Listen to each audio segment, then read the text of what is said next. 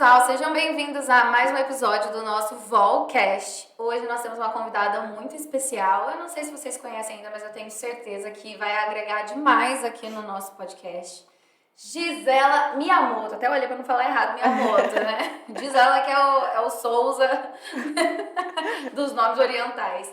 Gisela tem mestrado, doutorado, pós-doc e hoje a gente vai bater um papo bem legal sobre evidência científica e esse mundo do Pilates que ela também está muito envolvida. Bem-vinda! Muito obrigada, Mari.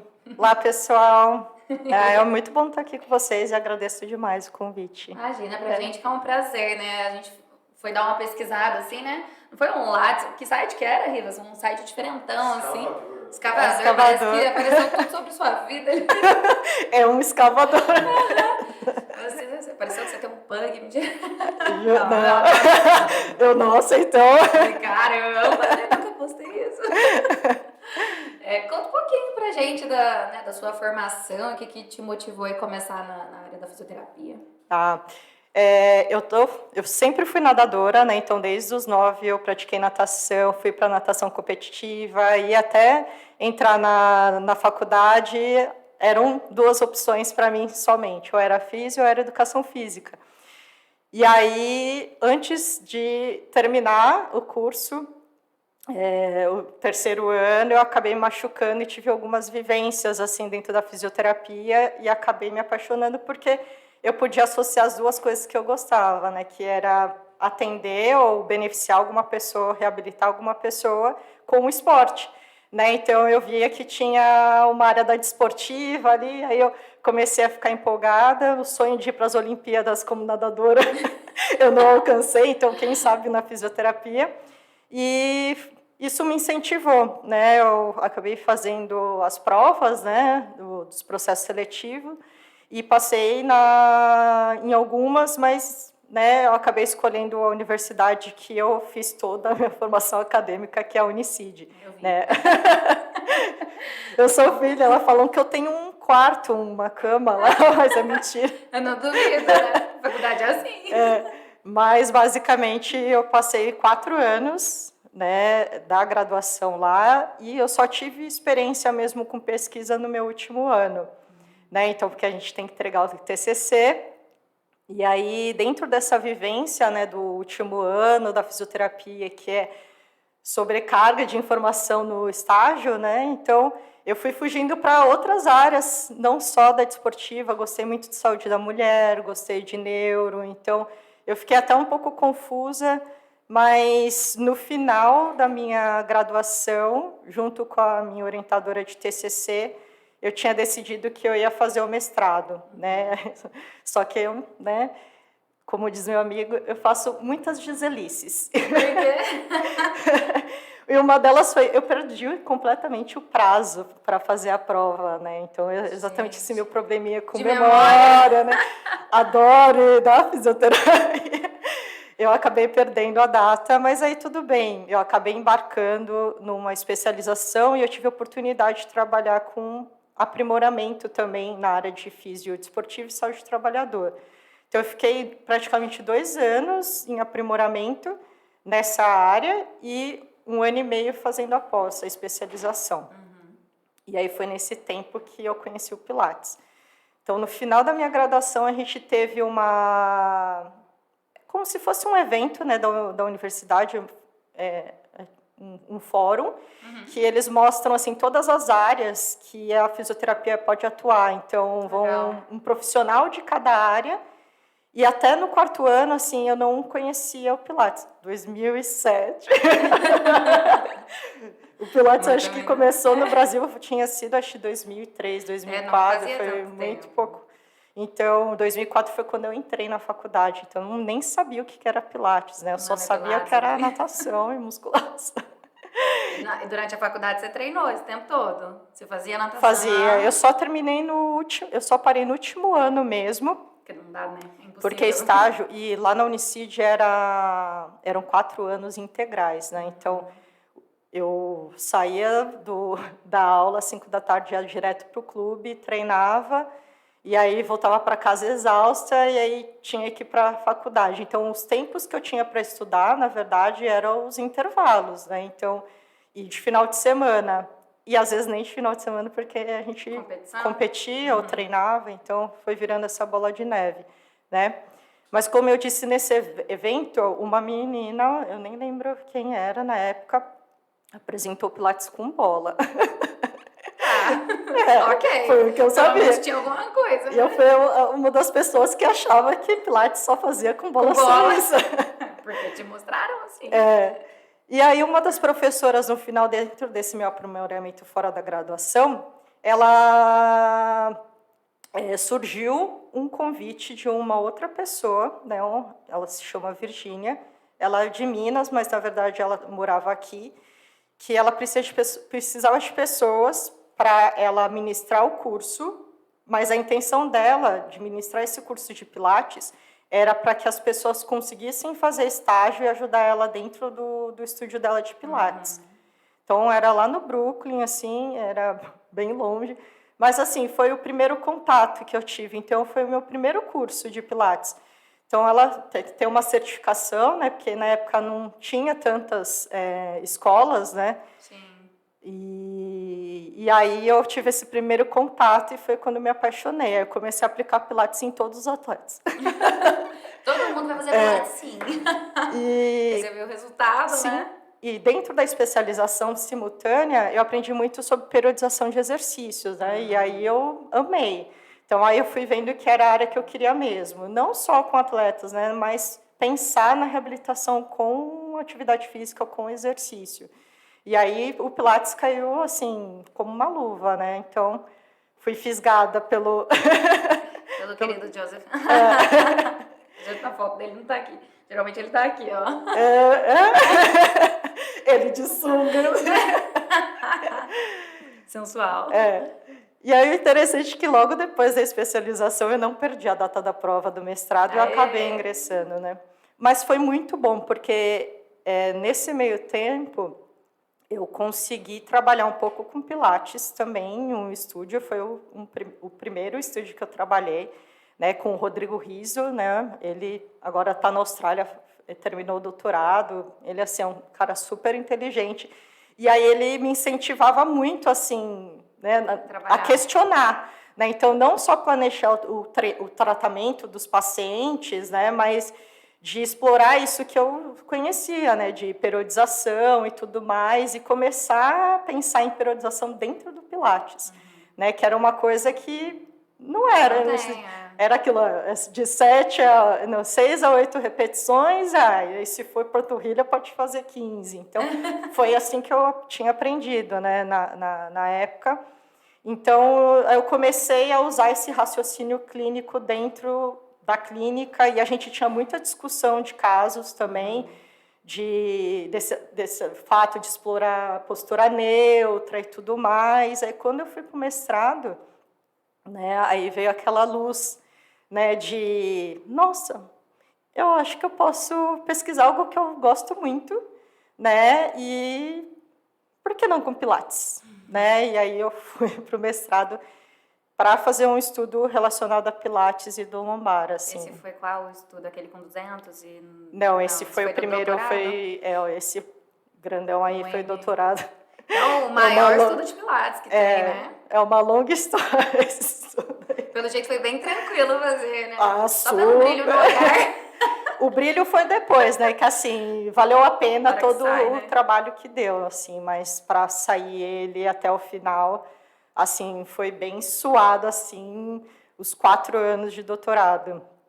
No mestrado foi até tranquilo. No mestrado foi qual tema? Eu fiz, foram 86 pacientes, na verdade, também foi um estudo controlado aleatorizado, né? Então, a gente dividiu 86 em 2 grupos, então eles eram sorteados.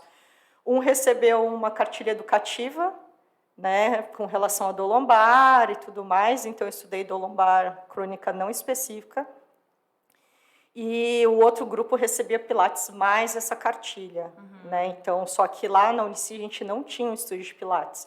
Então, a gente fez tudo no solo. Então, eu tinha um protocolo de exercícios baseados no solo. Tinha uma ordem a seguir e todo mundo fazia a mesma coisa, ou não? Não. Em ensaio clínico, a gente tenta deixar o mais pragmático possível. Então, como o paciente, né, como é que ele vem, como a gente vai tratar, né? E aí, antes da gente começar o estudo, na verdade, a minha orientadora me cobrou, e o meu co-orientador, que é o Léo Costa, acho que muitas pessoas conhecem. E o Léo me orientou, ele falou assim, você sabe que você pode estar, né, atirando no seu próprio pé, porque se no final do seu estudo for contra o Pilates ou não der resultado, o que você vai fazer? Você não pode influenciar. É mestrado, né? Sim. Aí a Cristina, que é minha orientadora, ela falou, é melhor você ir fazer uma formação que é reconhecida internacionalmente, né? E aí, graças ao meu pai, eu consegui fazer a formação da Stott Pilates, assim, completa. Eu acho que eu só não fiz o de reabilitação no final, mas, assim, porque eu tive que esperar o mestrado terminar para conseguir fazer todos os outros, né? Mas eu consegui terminar todos os básicos, intermediários e avançados de tudo. Todos os equipamentos, né? Para quem não sabe, né, é tudo divididinho, né? E é bem caro. Custa um estúdio de Pilates hoje, né? Não, era muito caro mesmo. Então, assim, o básico e intermediário, meu pai me ajudou, né? E depois que eu consegui trabalhar e me sustentar, né? Porque da físio também não dava para trabalhar, né? Logo de cara, porque era só estudar mesmo durante a graduação. Aí depois eu fui fazendo os avançados de pouquinho em pouquinho, assim. Mas, assim, não me arrependi. É um curso maravilhoso. Incrível, né? E não tem mais aqui, né? No Brasil, não sei porquê também, não me pergunte. Mas um dos motivos, acho, também foi porque foi crescendo, né, o mercado. Sim, e aí várias empresas de cursos foram dominando o mercado, né? E barateou, né? Então acho que talvez não compensasse para ele estar aqui. Sim, exatamente, porque o pensamento, eu acho, né, das pessoas, principalmente quem forma, eu não sei do lado do profissional da educação física, mas da físio, a gente já tem cinesioterapia dentro da nossa formação. Então, o exercício baseado no Pilates é só um complemento do que você pode fazer com o seu paciente, mas o raciocínio clínico... A gente já tem. Você já deveria ter e saber como usar aquele exercício para tratar o paciente, né? Mas como cinesioterapia. Né? E eu acho que aí o que foi acontecendo, teve o boom, né? Que muitas pessoas procurando, só que muitas pessoas não podiam pagar, né? E aí... foram abrindo outras empresas, né, barateando, e o curso da Stott praticamente eu demorei 1 ano para terminar, né, Isso porque fiz um intensivo. Eu acho que o básico intermediário eu fechei em 2 meses e foi assim a coisa mais insana, de sentir dor no aço, olha o pé. Pelo amor de Deus, né? De você sentir o core completamente, assim, porque imagina... dia, né? Todo dia era cobrado você fazer aulas práticas, e dar. Então, quando você fazia as aulas, imagina, e aí você tinha, se você quer terminar em 2 meses, para você receber o certificado, você tem que cumprir todas as horas que você tinha que fazer de prática. E aí era insano, porque a gente fazia 2 aulas, assim. E essa prática era com alguém credenciado por eles? Assim. Um instrutor, um dos instrutores, porque lá era um estudo de Pilates que atendia também ao público. Então, a gente fazia com um instrutor, né, ou com um instrutor professor mesmo, que era o que ensinava, né? Então, tinha... Porque, às vezes, se você ia super bem na prova, você podia ser contratado lá, e era no Brooklyn, tipo, num... Top, lá no andar lá na cobertura. Então, era, assim, relativamente super moderno, chique, e as pessoas queriam trabalhar lá. Óbvio, né? Que devia pagar bem também, Sim. né? E aí, depois desse curso, que eu embarquei nesse primeiro trabalho do mestrado. E foi super tranquilo, né? Porque eram só 86, a gente fez 6 semanas de tratamento, 1 hora. Só 86. Só porque você vai ver que a coisa vai piorar.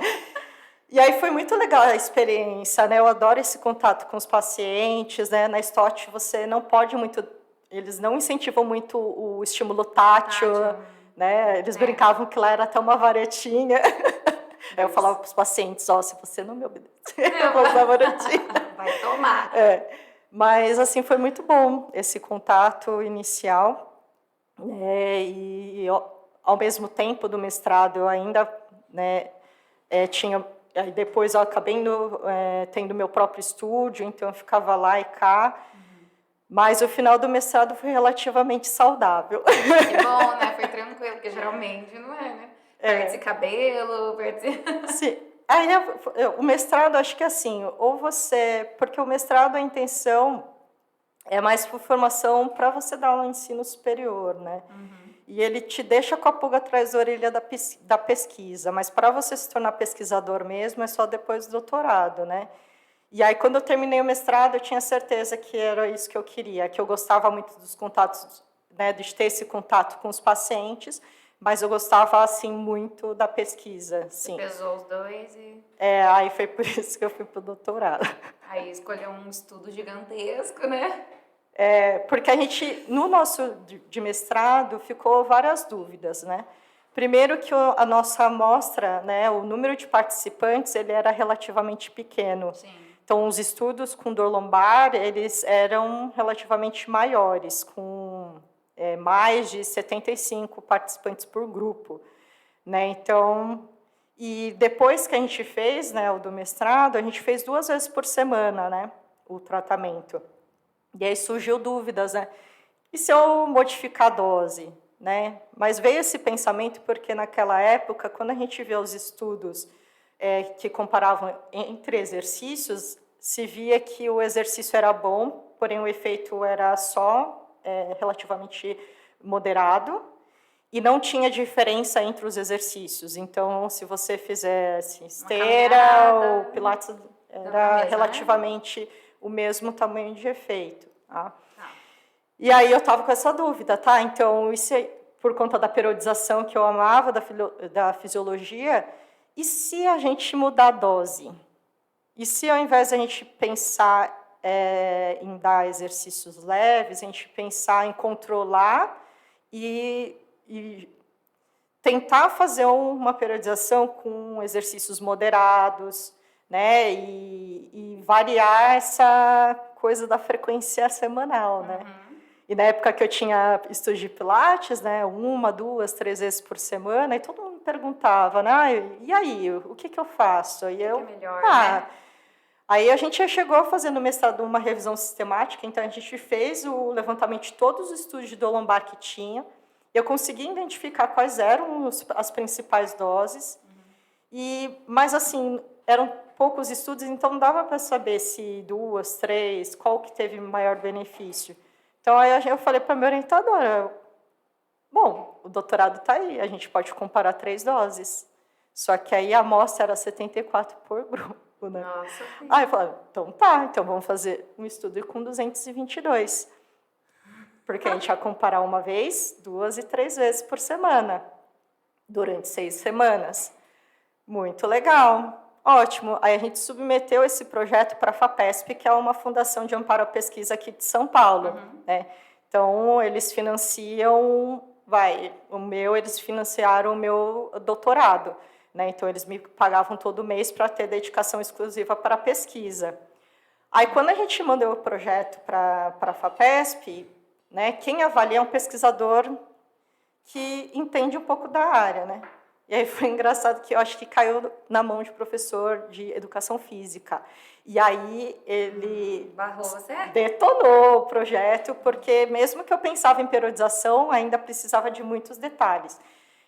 Repetição, intervalo entre os exercícios, então coisas que a gente não pensava naquela época no Pilates, né? E foi ótimo. Eu xinguei ele por 3 meses, depois eu engoli. Aí você falou, tá bom, é necessário, né? Aí eu respondi. Só que uma das queixas dele era que não tinha um grupo controle, que não ia receber Pilates. E aí eu falei, e agora, Cris? Ao invés de ser de 200, agora a gente vai ter que fazer com 296. Aí ela falou, e aí? O quanto você está disposta a se dedicar? porque quem atendeu os pacientes era eu Você. e tinha uma equipe, obviamente, agora para me ajudar.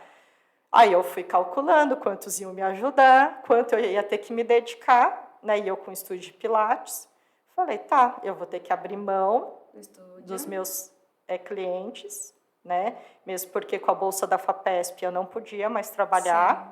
E aí ficou na mão do meu marido. Mas eu consegui... Ele é físio também? Não. Ele é o quê? Ele fez desenho industrial e agora ele está fazendo uma formação de mestre cervejeiro, ou seja... Ué, nada a ver. É um trauma para ele Pilates. Não! Porque ele teve que administrar, né? Sim. E, assim, hoje em dia a gente sabe que não é fácil encontrar instrutor bom, né? Não. E comprometido. Acho que instrutor bom a gente tem, né? Pessoas inteligentes, mas pessoas inteligentes que querem trabalhar é difícil. e se dedicar para uma coisa que não é sua, eu acho, era assim, foi complicado. Então, eu tive alguns instrutores muito bons, mas assim, como a gente na época tinha um estúdio muito grande, era muito difícil de administrar mesmo, né? Questão de aluno, enfim. Mas foi bom porque aí eu consegui atender na Unicid, porque aí nesse meio tempo a Cristina conseguiu um estúdio de Pilates para a Unicid. Olha, da MetaLife. Tipo, um de cada. Da Meta. Sim, porque na época era bom, né? Até para os alunos da graduação, né? Tipo, conhecer o que é. Sim. E é muito bom para usar, por exemplo, recuperação de LCA, o Reformer. É legal. O pessoal tem usado aí. Se você sabe pensar, né? Exato. Assim, ter um raciocínio clínico bom, você consegue absorver bastante dos equipamentos, né? Não recomendo você usar sem saber ter formação, porque, assim, eu sou desastrada, então você ter aquele contato com a mola do Reformer, né? Você pode se machucar e machucar quem está usando, né? Mas era algo assim que, na época que tinha estúdio lá na Unicid, já tinha várias pessoas que tinham curso, né? Então, foi ficando famoso. Então, os alunos que tinham curso no período de estágio poderiam levar os pacientes para lá. Então, era super legal. E ela conseguiu esse estúdio porque, antes do meu doutorado, a gente teve a dúvida se solo era diferente de equipamento. Eu vi esse estudo seu.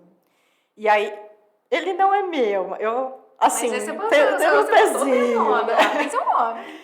Mas é do Maurício Luz, né, um outro aluno da Unicid, e aí ele pegou os mesmos, não os mesmos pacientes, ele pegou os 86 participantes e dividiu em 2 grupos, um recebeu o Pilates solo e outro equipamento, né? E aí a minha hipótese era, não, o equipamento vai ser melhor, né?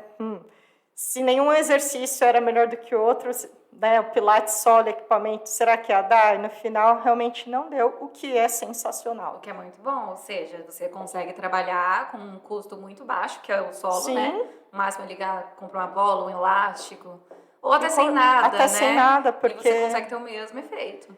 Porque eu acho que no doutorado a gente já usou vários acessórios, mas na hora acho que no meu mestrado eu só tinha uma bola, né, para usar.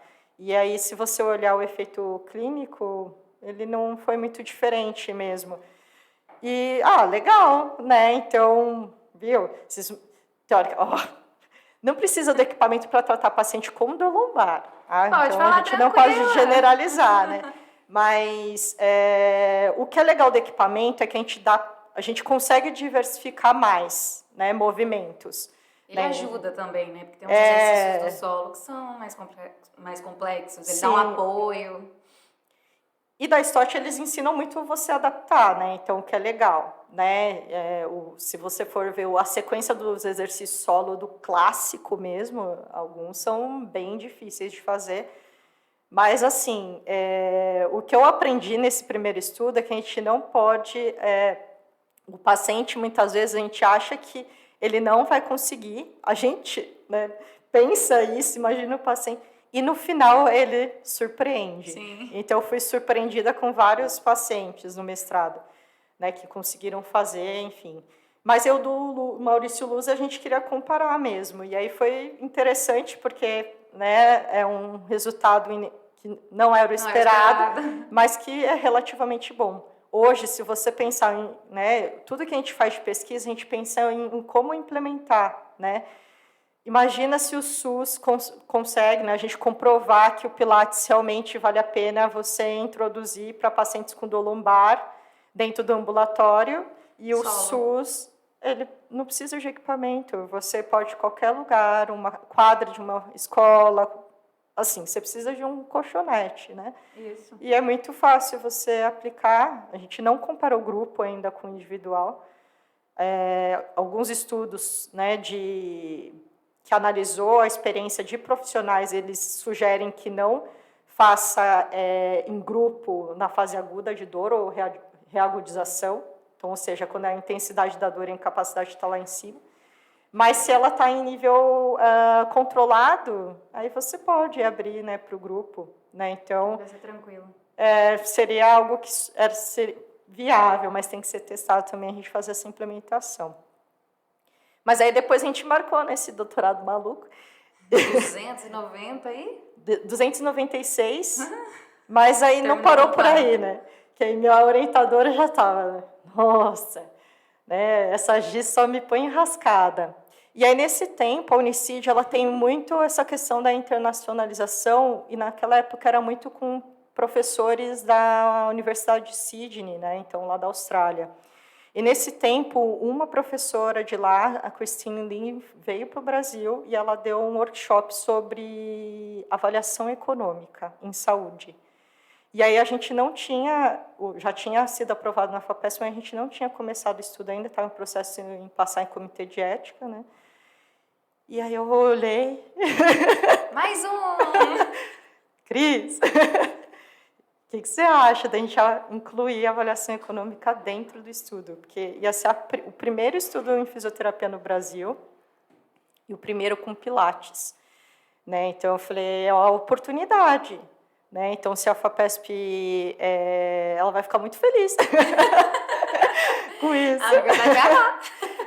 Só que era outro tiro no pé, porque a gente não sabia fazer análise, né? Sim. Então, eu tive que estudar do zero. Então, o workshop não era o suficiente, né? Então, a gente teve que buscar informações. E como que é isso? A avaliação econômica é quando você avalia, além dos benefícios que aquela intervenção ela vai oferecer, você avalia os custos também. E não só isso, na avaliação econômica, você consegue identificar o equilíbrio entre custo e efeito. Todo mundo já passou por isso, né? Falou, eu vou comprar isso porque, para mim, é custo-benefício. Custo-benefício, sim. E é isso, só que relacionado à saúde. Então, ou seja, na avaliação econômica, eu consigo entender se aquela intervenção ela tem realmente o valor do dinheiro que eu vou pagar por ela. Legal, interessante. Geralmente, a gente faz isso com novas tecnologias em saúde, ou seja, novas intervenções, para substituir ou para entrar dentro do sistema de saúde, né? Então, hoje, só para você ter uma ideia, no SUS, obrigatoriamente, né, você teria que comprovar se uma intervenção para entrar dentro do Sistema Único de Saúde, ele vale a pena você investir, ou seja, se ele tem uma relação de custo-efetividade, né, que a gente chama, boa, porque custo-efetividade é exatamente o que é a relação de custo com efeito. Eficácia, né? E aí, a gente não sabia, a gente foi atrás, e aí foi por isso que eu acabei indo para a Holanda, né? Você falou Rodou o mundo. Assim, o legal da pesquisa, a gente tem bastante oportunidade para viajar e conhecer pessoas em congressos internacionais, né? Então, a gente tem um fórum de dor de coluna que encontra todos os experts a cada 1 ano e meio, né? Então, é muito legal que tem, assim, os sêniors junto com os pesquisadores de mestrado e doutorado, que a gente chama os novatos, né? Interagindo juntos, assim. Então, é uma vivência super legal. Tem o Mundial de Físio também, que é legal, e geralmente a cada 2 anos em países diferentes, né? Eu consegui fazer esses congressos graças à FAPESP, porque a FAPESP Financiou você?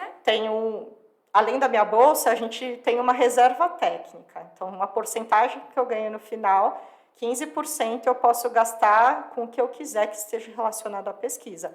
Então, eu posso ir para congresso, desde que eu apresente os trabalhos que são parte do projeto, né? Paga a tradução de inglês de revista. Então, assim, você pode usar o dinheiro realmente para beneficiar e tornar seu doutorado ou mestrado ainda melhor, né? Então, graças à FAPESP, eu consegui fazer várias viagens e algumas eu consegui financiamento dos próprios congressos, né? Então, o Congresso Mundial de Dor, para incentivar, principalmente quem é de países de baixa e média renda, que a gente chama de em desenvolvimento, você faz uma aplicação e se seu trabalho realmente é interessante para eles pagam para você ir, assim. Não paga tudo, obviamente, mas você não paga a inscrição, que já é muito... Em dólar, euro, sei lá. E às vezes eles dão uma quantia para te ajudar na manutenção lá. Então, foi assim que eu fui conseguindo viajar. Mas a viagem que eu fiz para a Holanda foi financiada por 1 ano pela FAPESP mesmo. Então, eles me pagavam um salário, né, na moeda do país, né, que lá era euro, e eu fui para lá exatamente para aprender o que era avaliação econômica e para fazer as análises, né, porque a parte da metodologia eu aprendi e a australiana ela ajudou bastante, mas e depois das análises, né, muito complexo, como que faz? Aí eu fui para lá aprender, eu fiquei 1 ano, foi a experiência mais incrível que eu tive, assim, comecei a amar a bicicleta, que lá faz tudo de bike. Tudo é plano, né? Vem aqui no São Paulo, né, de bike, né? Não se compara. A minha dificuldade lá era atravessar os canais que aí era possível. A primeira semana eu não conseguia subir. Aí você desce e lá as pessoas tocava violão andando de bicicleta, né? Insano, gente? Porque desde pequenininho eles já andam com aquela bike sem pedal, sabe? Ah, sim. E aí, quando eles começam a pedalar, eles já não estão com aquelas rodinhas de assistência. Eles já estão nível hard, né? Eles com 4, 3 anos já estão pedalando normal, né? Então, foi uma experiência bem legal, porque, assim, culturalmente é completamente diferente da gente, né? Mas, enfim, aprendi e voltei para o Brasil para terminar o doutorado. E aí foi insano, porque a gente tinha 1 ano, né? Depois que terminou de atender os pacientes, a gente ainda tinha que fazer perguntas relacionadas aos desfechos clínicos, né? Então, a gente perguntou sobre dor, incapacidade, cinesiofobia, né? Que é o medo de movimentar, catastrofização. Então, a gente fez várias perguntas, né? Qualidade de vida relacionada à saúde. E aí, para ter aderência dos participantes depois de terminar, né, o tratamento, né, atender as ligações foi um pouco difícil. Então, acho que esse foi o mais desafiador. Primeiro foi conseguir os 296. Que é gente pra caramba, né? Como é que foi isso aí? Saiu divulgando no busão? Nossa, a gente fez... lá a Unicid, ela tem uma parte do marketing que faz a divulgação, mas no começo não foi o suficiente. Aí a gente divulgou nas redes sociais, mas naquela época nem era tão forte assim, eu acho que nem tinha Instagram. Será? Que ano que era? Ou eu nem usava, era 2014. Você já usava?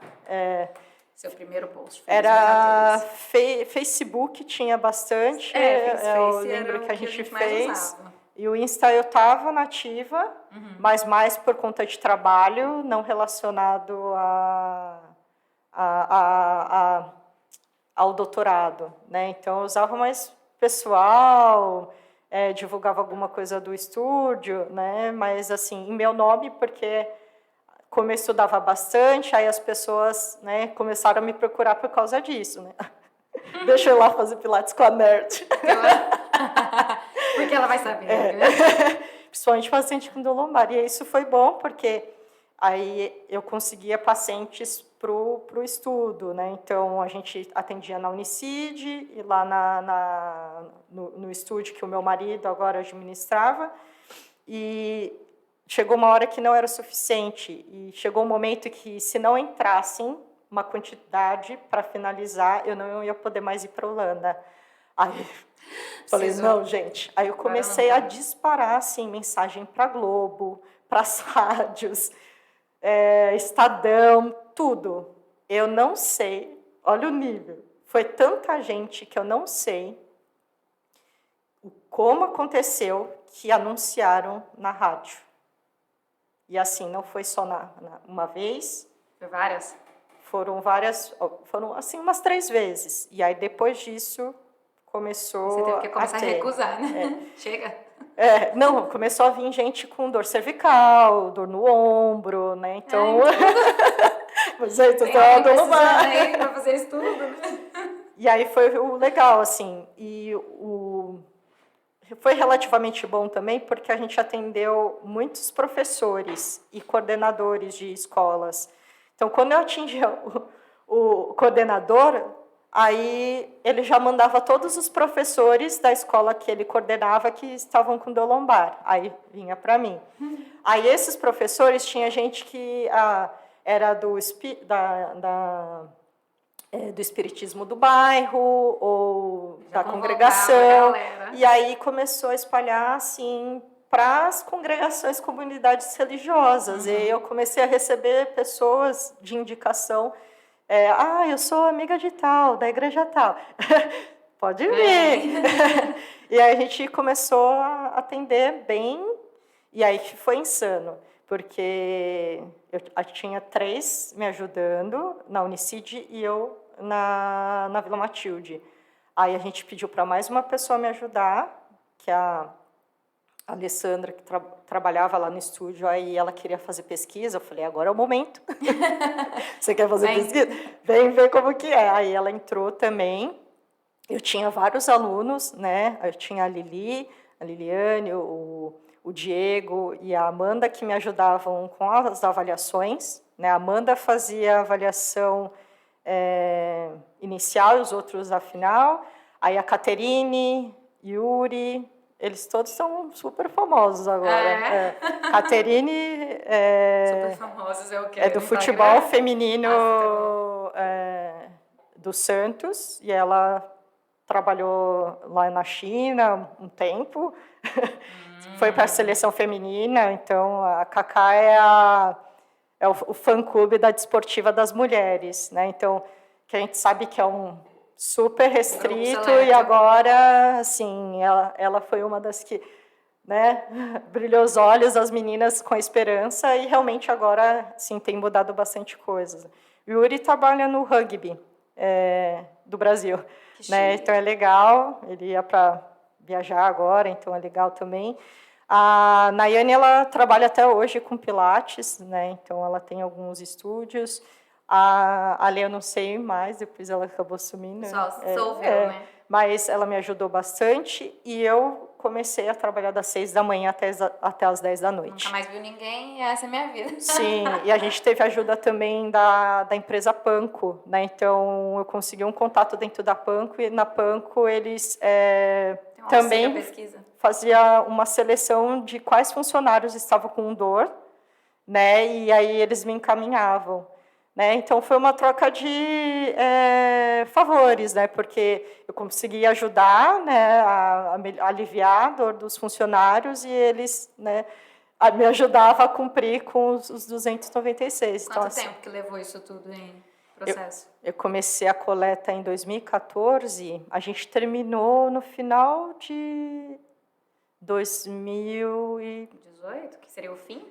2015. 2015? A gente foi um ano e meio, um ano e meio. Aí eu tinha que ir para a Holanda. O resto do tempo você precisa terminar os dados, porque depois da entrada ainda tinha mais um ano, então a gente foi terminar mesmo todos as avaliações no começo de 2017, que aí foi desesperador, né? Porque aí eu estava na Holanda já, e aí estava com dificuldade de entrar em contato com os pacientes. Eu comecei a trocar pelo WhatsApp, graças a Deus.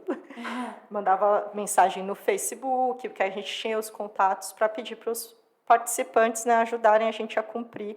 Porque, assim, o outro tiro no pé é que se você tem uma perda de mais do que 15% do seu EN, assim, seu estudo o resultado pode ser considerado que não é fidedigno, né? Exato. Tipo, não é válido. Imagina.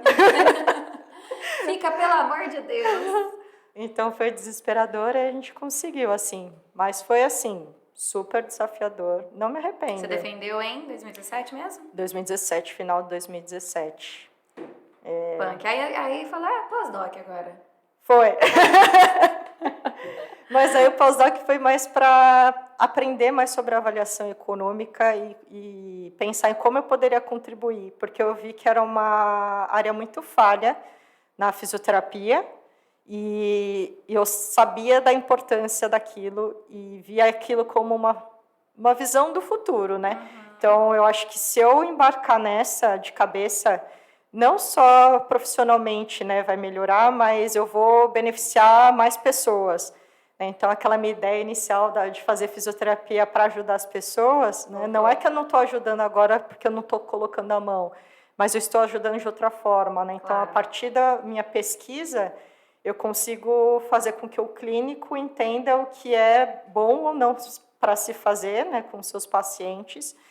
E aí isso acaba beneficiando, de qualquer forma, a gente pensa o paciente, mas indiretamente a sociedade como um todo. Né? Muito legal mesmo. Deixa eu Nossa. trazer umas perguntinhas aqui para você. Mari, eu sou faladeira. Mas eu falo, toda vez eu falo, teve uma pessoa que não veio aqui que não falasse um monte, e é ótimo, né? Você imagina se ficasse eu e você assim, ó. Adoro, né? A gente geralmente abre uma caixinha de perguntas e deixa o pessoal trazer perguntas para você. Ah, legal! E será? Vamos ver. Por que você acha, hoje, que os profissionais do Pilates não fazem tanta pesquisa? Olha, eu acho que cada vez mais tem crescido. Então, no começo não tinha tanto mesmo, porque vem aquela coisa de todo mundo achar que é moda, né? É igual CrossFit. Não é moda, né? Isso não vai para frente. Mas o Pilates, assim, vamos dizer, o Joseph, ele era um gênio para a época que ele tinha, né? E que não estudou, Exato. Né? Então, eu estava vendo... Quer dizer, estudou, né? Demais por fora, mas não fez, assim, faculdade. Faculdade, né? Então, ele era autodidata, né? Então, quando eu vi também a história do Leonardo da Vinci, eu vi que era muito semelhante, né? Então, com o que o Joseph fez. Obviamente, ele acertou e errou, né? Então, tem alguns conceitos que hoje a gente sabe que tem conceitos de biomecânica muito melhores do que ele tinha antigamente, né? Como a coluna neutra, Sim. né? Mas, por exemplo, ele já pensava no core como uma forma... Né? Então, dizem que ele roubou a ideia de alguém, né? Mas, assim, se roubou ou não, tá aí, né? Hoje o Pilates difundiu e muito mais do que outras técnicas, né? E eu acho que ainda está crescendo. Se você pensar, o Pilates é uma técnica nova, né? Uhum. Não mais. Não, mas sim, pensando comparado a outras, assim. Na reabilitação. Né? Então, tem muitos estudos crescendo na área da biomecânica, né? E olha que legal, a maioria dessas pesquisas são conduzidas por brasileiros.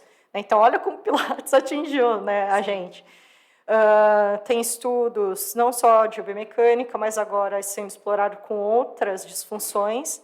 Né? Então, o Pilates, a gente descobriu, por exemplo, no meu estudo, que 2 vezes por semana é melhor com relação à dor e incapacidade. Uhum. Mas 3 vezes por semana pode ser mais custo-efetivo. Né? Então, legal. Então, para dor lombar, a gente já sabe, né? A maioria das respostas estão positivas, respondidas, Pilates, né? E é legal. Tá?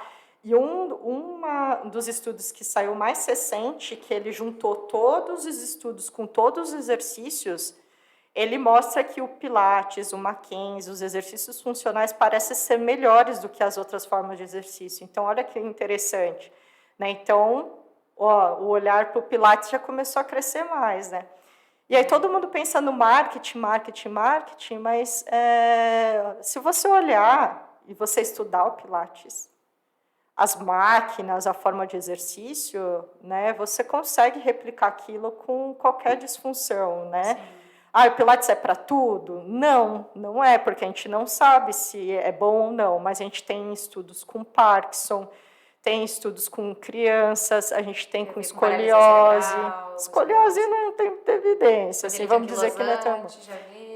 Cervical. Isso. Tem gestantes. Tudo que for dor crônica, né? Para dor, tem. Até a gente escreveu um capítulo de livro para Profísio.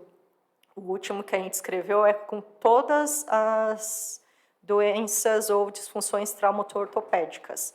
A gente, não vai ter tanta coisa. Na hora que a gente baixou, assim, já tem estudo com o ombro, já tem estudos assim que com doenças reumáticas que Sim. a gente assim não se via muito e um número consideravelmente não é bom para responder ainda, né? Estou começando a abrir os olhos, Sim, né? olha, já é um começo. Cervical, os estudos são ruins. Esse é o problema, que tem crescido, mas a maioria é de baixa qualidade metodológica. Bora, Gi.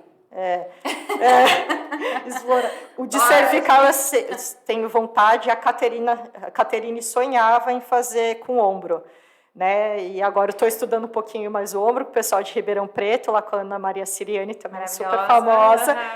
E aí eu tô com uma pulguinha assim, né? Ai, será que a gente não pode fazer? Maria! Chama que ela vê. Não, estamos tentando. Ela gosta. Nossa, a Ana Maria é sensacional. Apertada. Super. Mas ela trabalha com o pessoal da fisioterapia, então quando ela vier para São Paulo, a brecha. Ela tava aí, você sabe, né? E então, assim, vai crescendo, né? Então, cada vez mais a gente tem visto que pode ser que tenha resultados bons para outras coisas, né? Porque a gente tem outras evidências com outras terapias de exercício. Por exemplo, ombro. Se você fizer exercícios, né, de fortalecimento, a gente sabe que melhora. Né? E o Pilates tem exercício de fortalecimento, só que associado ao core. Será que isso faz diferença? Né? Tem se estudado também, será que essa estabilização que o Pilates traz, ele pode prevenir lesões de corredores ou lesões de outros esportistas, né? Então, de outros atletas, né? Então, eu acho que vai crescer ao longo do tempo. Eu acho que talvez também o que os profissionais precisam entender é que quanto mais pesquisas a nosso favor tiver, melhor pra gente, porque aí a gente recebe muito mais indicação médica, indicação porque as pessoas começam a pesquisar sobre ou começam, sei lá, aparecendo na TV, né? Quanto mais se fala, melhor. Então, eu vejo aí que o pessoal do Pilates não segue muito essa linha, né, de mestrado, doutorado, mas está mudando, já é um começo. Sim, e não necessariamente, que nem a Cristina, ela não tem uma formação de Pilates, assim, ela não fez o curso, mas os alunos têm, né, então a gente pode ir atrás, né, e se você não tem e quer conduzir o estudo, não impede de você convidar uma pessoa que tenha formação para te ajudar no seu estudo. Né? Então, hoje a gente tem algumas bolsas. Na FAPESP é possível, se você ganha um financiamento, né, para rodar seu estudo, assim, os grandes, né, que é o projeto regular, que aí você ganha o financiamento para o estudo, você consegue pedir uma bolsa de suporte técnico. E aí esse suporte técnico, assim, ele pode ser um profissional do Pilates, que vai lá só para aplicar o Pilates para os pacientes. Né? O que é bom também, porque aí ele não tem conflito de interesse com relação ao resultado do estudo. Tem, sim. Mas, assim, dá para fazer. Mas quem já está fazendo, né, pode explorar, né, as outras áreas, que é o que a gente gostaria. Então, a Cristina, como já tem estúdio lá, o próximo nosso é com gestante. Então, prevenção de dores musculoesqueléticas para gestante. Então, a gente vai acompanhar gestantes desde o primeiro trimestre até o momento do parto.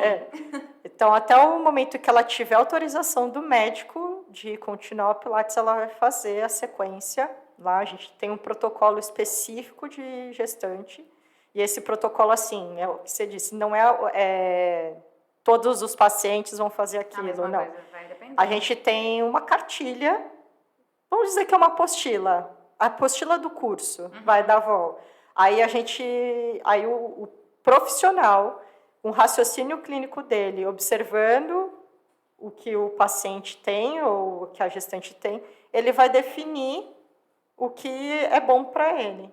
Claro, o raciocínio clínico, né? Preciso Sim. Começa sempre com básico, vai para o intermediário, avançado. Então, para cada objetivo, A gente tem um exercício básico, intermediário e avançado para, né, evoluir. E se o paciente, por exemplo, não conseguiu o básico, a gente pode fazer uma adaptação para fazer um exercício preparatório. Legal. Né? Legal. Então, ou seja, a ideia é crescer. Meu sonho é cervical, da Caterine é ombro, mas eu acho que vai chegar lá, vai calma. chegar cada vez vai mais. Chegar. É. Qual que você acha de que é a maior dificuldade em conduzir um estudo na área do Pilates? Do Pilates...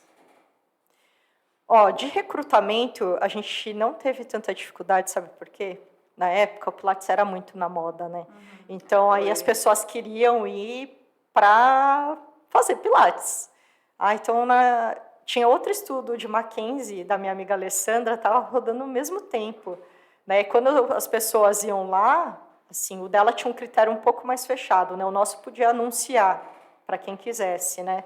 Fazer, e o dela era fechado, só quem procurou atendimento que podia participar, né? Então, que é diferente. Sim. O meu foi, a gente chama da comunidade, o outro realmente ele foi em busca do atendimento. Então, o que a gente espera é que esses pacientes eles tenham uma dor pior do que os meus, né? E aí chegavam lá e a secretária da clínica, ela comandava os dois. Aí eu perguntava, não, mas a senhora veio para o estudo de Pilates ou de Mackenzie? Pilates? Quem é Mackenzie, né? Porque é não é conhecido, entende? Aí, não, mas... Aí, quando eu ia olhar, não, é da Alessandra, esse paciente. Eu falei, não, então... Porque o dela era muito mais difícil, né? Então, a gente tentava separar, mas era muito atrativo, né? Eu acho que no começo era muito difícil no Pilates fazer controle de carga mesmo. Então, se a gente for pensar em todos os princípios de treinamento, era difícil a gente pensar. Progressão de carga. Progressão de carga, né? Individualização não, mas se a gente for pensar relação, sobrecarga, né? Então, as molas, né? Não tem como a gente vai continuar. Como que a gente vai fazer uma RM no Pilates, né? Uma mola azul, uma mola vermelha. Aí a gente foi tentando fazer essa adaptação e até mesmo usando a escala de Borg, né? Para ajudar a entender se aquele exercício estava na intensidade moderada, ou se estava muito forte, ou se estava muito fraca, né? Então, a gente foi fazendo algumas adaptações também. Eu acho que todo estudo da dificuldade realmente é ter um bom planejamento, né? Então, assim, não é fácil, gente. Mas tem que ter dedicação, né? Se você quer fazer mestrado, doutorado, né, e se dedicar para aquilo, nada se torna difícil. Né? Então, se você tem um bom raciocínio clínico, por exemplo, hoje em dia, quando a gente fala de implementação, eu e meus colegas que tinham curso Pilates, que desenvolvemos os tratamentos, né? Mas hoje em dia a gente pode chamar outras partes interessadas também, né? Então, o próprio paciente participar daquela, né, de uma reunião para a gente definir o que ele acha que é legal, o que não é também, né? Então, tem que ter paciência para ter toda essa construção do estudo, né? Não é só recrutar paciente, atender Pilates. E ver como é que vai ser. Você tem que pensar, estudar sobre quais desfechos clínicos, né? A forma de avaliação que você vai fazer, como você vai fazer a evolução diária hoje, que é super importante e é obrigatório, né? Do nosso COFITO, CREFITO. Né, o que é sensacional, tem que ter, né? não tem jeito. A gente teve que desenvolver uma forma de como a gente fazer a evolução diária desses pacientes, né, ao longo do tratamento, qual o período que eu vou avaliar e por quanto tempo eu vou acompanhar esse paciente, né? Então depende muito da doença, então você tem que pensar nisso, né? E hoje em dia a gente tem vários guias que ajudam a gente a como desenvolver a pesquisa, o que não pode faltar. Né? Então, no ensaio clínico, por exemplo, que a gente tem um consort, lá tem etapa por etapa. Né? O que você tem que ter no seu artigo, mas não só no artigo. Se você levar tudo aquilo na risca, você sabe o que você tem que fazer para ter um estudo de boa qualidade. Né? Aí, pessoal, nossa, será que dá tão trabalho assim fazer um estudo de boa qualidade? Dá. Mas, assim, um de péssima vai dar o mesmo trabalho, entendeu? Então, é mais fácil focar no que a gente já tem de guia, ter um bom orientador e que embarque com você. Eu acho que se você enfrentar isso, é o caminho, eu acho que não há muita dificuldade. Legal. E pra você, existe algum tipo, assim, por exemplo, clássico, moderno, neo, suspenso, de Pilates que é superior a outra? Eu tinha certeza que vocês vão fazer essa pegadinha pra mim. Vocês sabem que isso é uma briga em congressos de Pilates, né? É óbvio.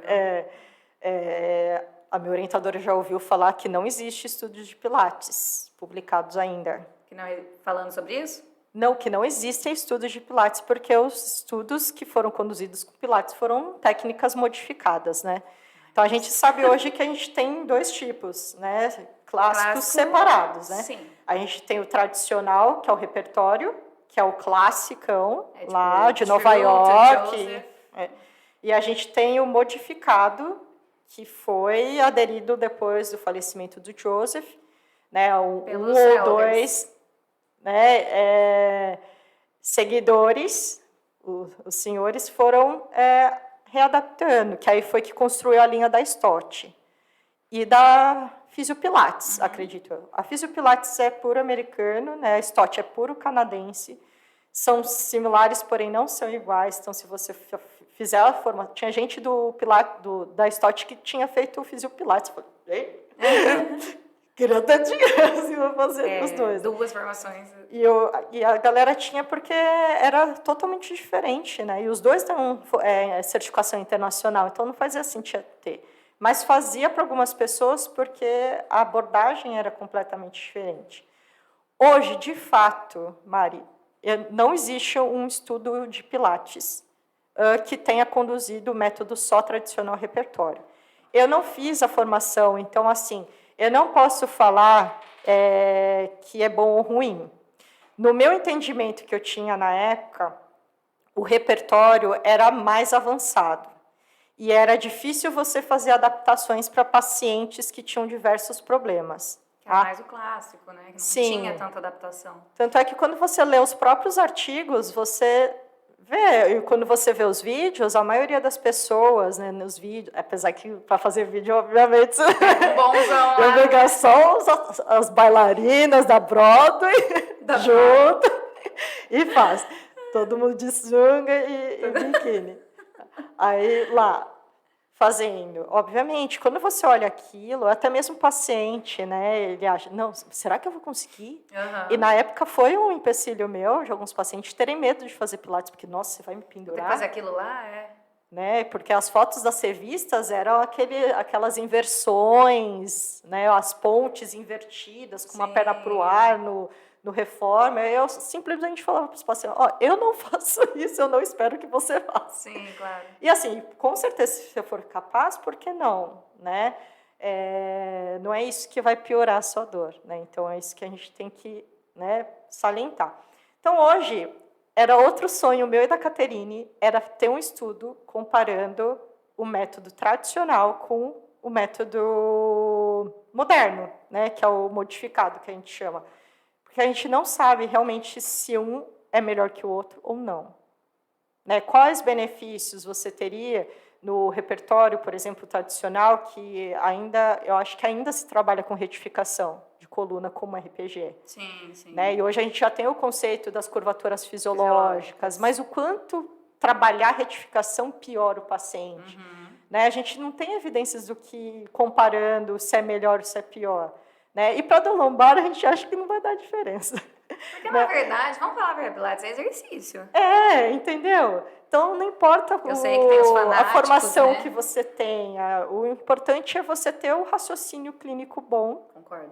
E mesmo que você esteja fazendo o repertório, você ter a consciência de adaptar quando for necessário.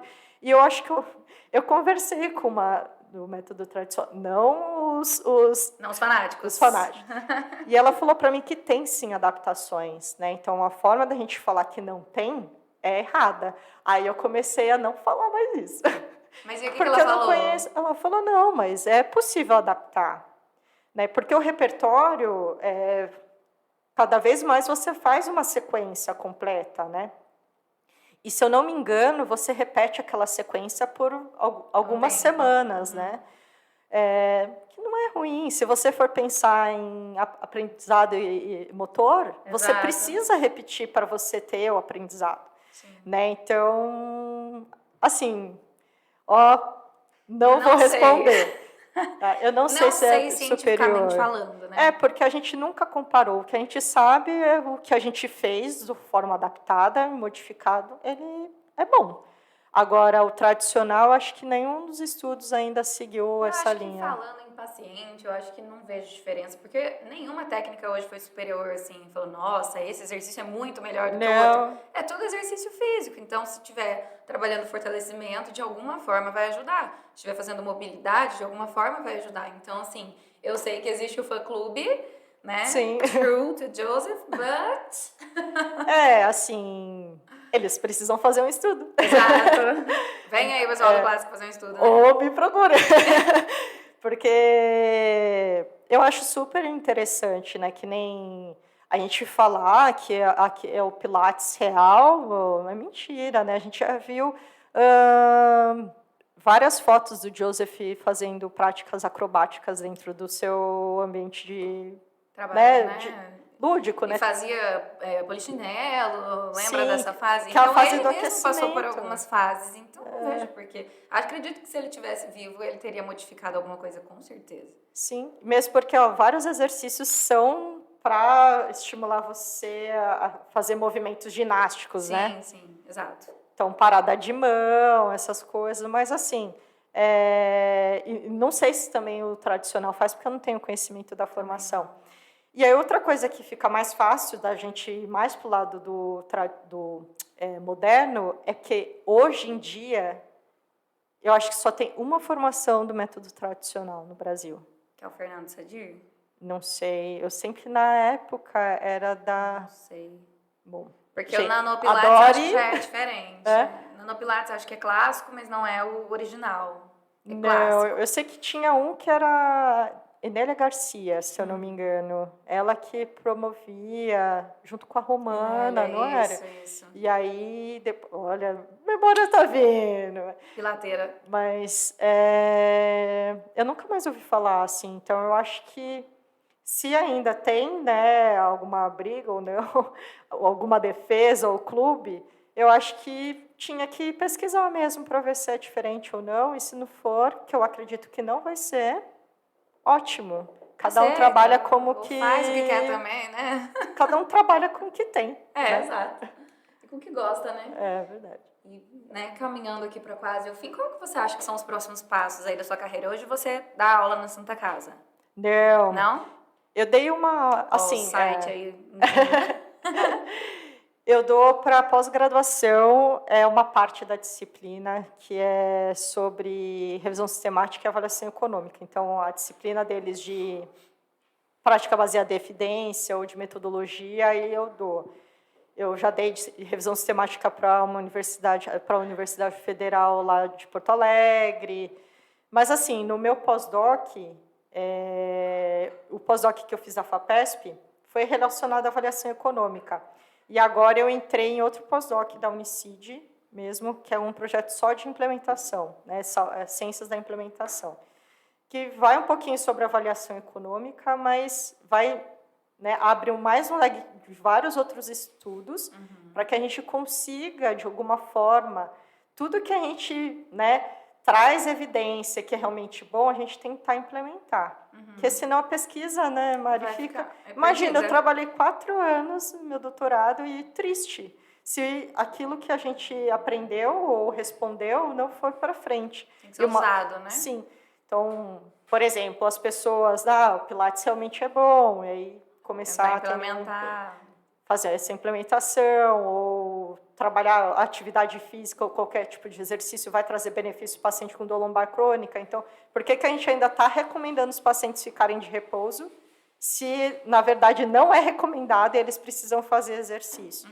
Né? Então, acho que eu estou nesse momento agora. Tá. Né? E pensando muito em avaliação econômica, em ajudar o Ministério da Saúde. Esse é meu sonho. Quer ajudar para o governo. Mas o sonho de todo pesquisador é continuar pesquisando, né? Então, eu acredito que os próximos passos é eu tentar entrar realmente como professora, né, dentro de um programa de pós-graduação em fisioterapia ou em área de saúde em si, que é isso que foi bom da avaliação econômica, que eu posso abrir o leque para outras áreas. E aí eu consigo trabalhar com o que eu gosto, né? Eu adoro fazer pesquisa. Gosto de dar aula? Gosto, mas eu prefiro fazer pesquisa. Queremos Gi para ministra da Saúde. Nem tanto. Não tanto assim. Agora a gente vai finalizando com um quadro que se chama Você se lembra? Nossa, é péssimo esse quadro para mim, porque eu não vou lembrar. Adoro da pesquisa aqui. Nossa! Essa é a sua primeira foto do Instagram. Nossa. Sua primeirinha. Esse era o estúdio que a gente tinha. Eu trabalhava. Aí fechou?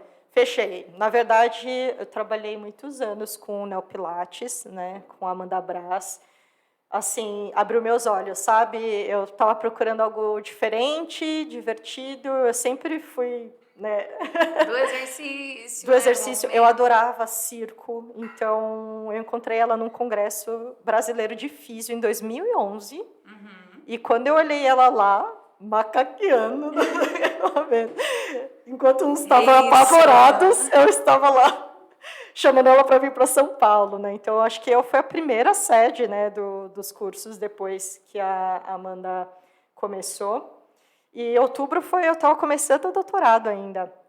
Então, eu ainda não estava com a FAPESP, se eu não me engano, mas meu marido já estava dominando, e ele é meu marido. Sim, percebi. Ele gostava de fazer isso? Não. Mas não tinha ninguém mais levantar. Então, tinha que ser eles. Essa foto, se eu não me engano, foi capa de uma revista do bairro lá, para divulgação. Que legal. Mas foi a sua primeira foto do Instagram. Foi. Aí continuou, né? Você é aquela ali de baixo, né? Não, eu sou já ali de cima, de cabelo curto. Eu tenho várias fases de cabelo. É que tava liso também. Tá, é que meu cabelo, ele tem altos e baixos. Meu cabelo, quando eu era criança, sempre foi enrolado. Aí, com a natação e de deixar muito trançado, porque eu sempre quis ter cabelo comprido e liso, igual das minhas irmãs e das minhas primas japas, né? E eu nunca tive. Então, aí eu fui tentando, de alguma forma, alisar ele. E eu consegui fazer isso. E aí, agora... Voltou. Tá todo mundo nessa transição aí, doida. Essa aqui eu falei, eu tenho que pegar essa... É o seu cachorrinho? É a minha pug. Hoje ela tá com 10 anos, eu tenho outro, né? Eu tenho um pretinho. Eu vi, fofo, eu também tenho dois. Eu aqui. Amo. Cadê os filhos? Aqui. Você tem 2 pugs também. É um pelo sem fim, né? Fala aí. Transições, né? Ninguém me avisou. Vou avisar, eu só não quis ouvir. Não, eu já sabia dela e peguei o pretinho depois. Pois né? Eu fiz isso também, né? Mas quem tem pug, acho que... Não abandona pug nunca mais, né? A veterinária falou assim, você já tem uma, viu? Quanto de trabalho ela dá? Você vai querer outra? Problema respiratório, de pele, de ouvido. Mas eu quero. Eu fiz isso. E aí a diferença é que eu peguei um macho e ela é fêmea, só que ela me abandonou, né? Ela aderiu meu pai como dono, depois que ele se aposentou, assim... porque daí virou um grude, pug é grudento. Aí ele ficou com meu pai, eu trabalhando, ela prefere ele do que eu. Abandonou. Fui trocada. E esse aqui? Nossa, esse foi um dos congressos. Eu acho que foi um dos primeiros, porque como você pode ver, eu estava bem magrinha. Eu ainda não fazia crossfit, eu era pilateira. Ainda foi um dos primeiros congressos, logo depois... eu estava na Holanda já. Olha, porque eu reconheço a roupa.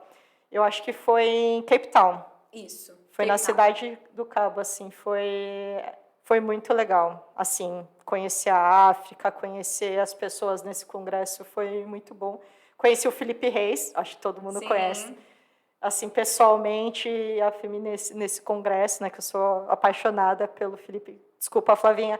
Mas, assim, quem não é, né? O Felipe, assim, é uma pessoa fenomenal e ele é super inteligente. Então, assim, a pessoa...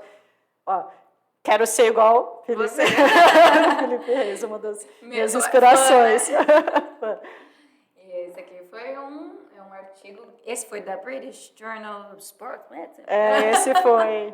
Assim, esse foi o do doutorado, né? Sim. Foi assim...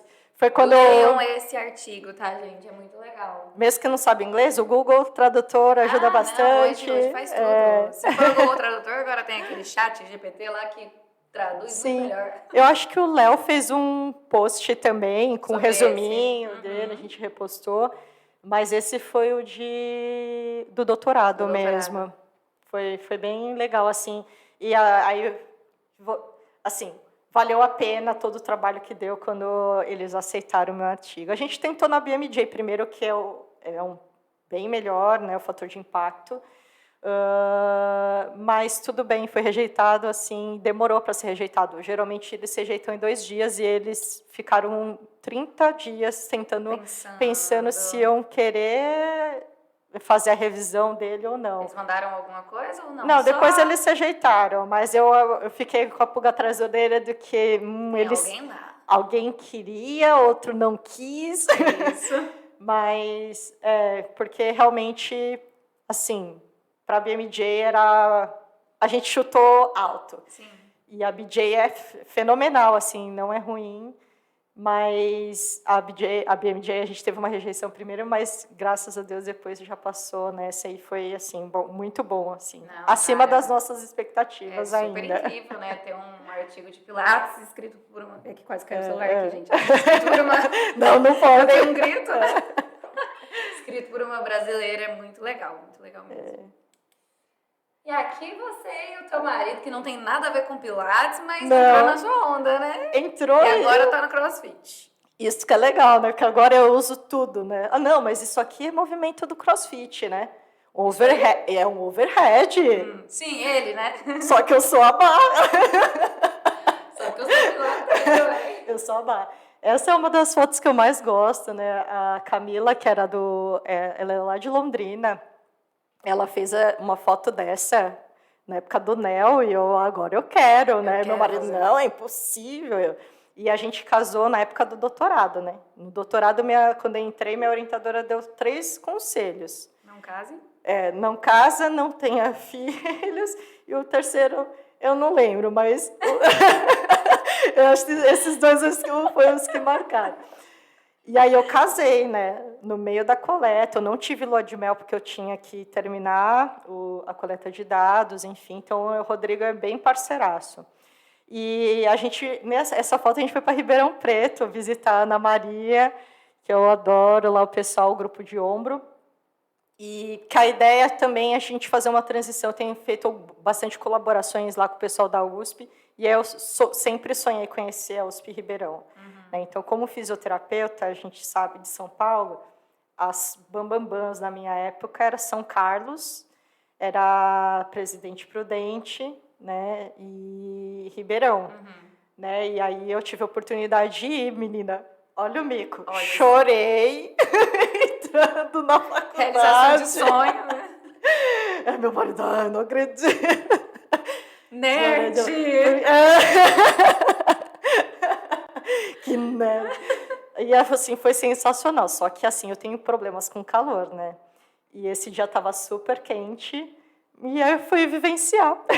Só ver como é que era, né? E adorei, né? Óbvio, né? E aí realizou seu sonho. Essa foto, na verdade, é a nossa marca registrada. Então, todos os lugares que a gente vai juntos, a gente faz. Não pode ficar fraco nunca ele, né? Não. Se perder a força do braço. Ele ficar fraco e eu ficar mais pesado. Tem que manter o equilíbrio. Mas essa postura, por exemplo, parece ser difícil, mas tudo das acrobacias tem a forma correta de você entrar, né? Sim. Que aí todo mundo fala, isso não é fisioterapia. Não é. Se o paciente quer fazer, por que não? Mas desde que seja com segurança, né? E todo mundo acha que é muito difícil, mas as acrobacias não são difíceis. Você tem que saber fazer. Apoio articular e vai, né? São as travas, as chaves, né? E aí ele sobe super bem, né? 60 quilos, é fácil. Se sobe a barra demais, né? Tem um presentinho para nossa convidada? Jura? Claro! Pra você lembrar da gente assim, todo dia. Que legal. Você não toma café, mas você toma chá? Chá, sim, bastante. Água você toma, né? Tem café. Presentinho. Obrigada. Para você lembrar da avó aí, a gente poder trabalhar juntas mais alguma vez, quem sabe. Ótimo. Eu acho que eu escrevi um capítulo de um dos livros que a avó ajudou também. Qual? Acho que o Rafael... De uma apostila?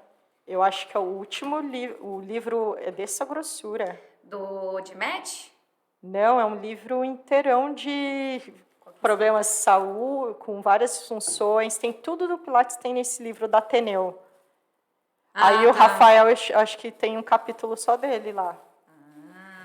Não, mas tem mais coisa aí. Ai, que Pra lindo! gente pedir pra você fazer. Você que gosta de pegar um pouquinho de coisa pra fazer. Eu adoro xícaras. Então, vocês, que bom, acertamos o ganharam presente. meu coração. Eu não tinha nenhum de Pilates ainda. Obrigada. De nada, foi um prazer ter você aqui e falar Linda bastante mensagem. sobre pesquisa, é muito importante para todo mundo. A gente sabe que pesquisa é o que faz, né, os caminhos serem resolvidos e a gente espera que realmente o Pilates aí, por meio das suas pesquisas e de todo mundo que você incentiva com esse seu trabalho, seja muito, muito, muito mais conhecido. E a gente agradece profundamente pelo trabalho que você faz. Eu que agradeço o convite, dessa oportunidade de falar um pouquinho sobre mim, né? E eu acho que todo mundo precisa ler, sabe? Estudar. Não é fazer ou deixar fazer assim automático, né? O que eu via muito isso na minha época é fazer automático, fazer o que manda ou seguir aquele protocolo, né? Então, quanto mais é estimular, né? Você ler e você aprender o que é certo, o que é errado, o que pode, o que não pode, ou o que tem evidência e o que não tem, isso já ajuda demais, né? Espero que eu tenha plantado uma sementinha no coração de vocês. Certeza, com certeza. Gi, obrigada mais uma vez e a gente vai Obrigada. encerrando aqui o nosso Volcast. Espero que vocês assistam, estudem e leiam esses artigos que a gente mostrou aqui hoje, falou. Depois a gente pode disponibilizar aí, né, pra galera. Claro. E é um prazer novamente. Um beijão pra vocês, gente. Até a próxima. Beijo, tchau, tchau.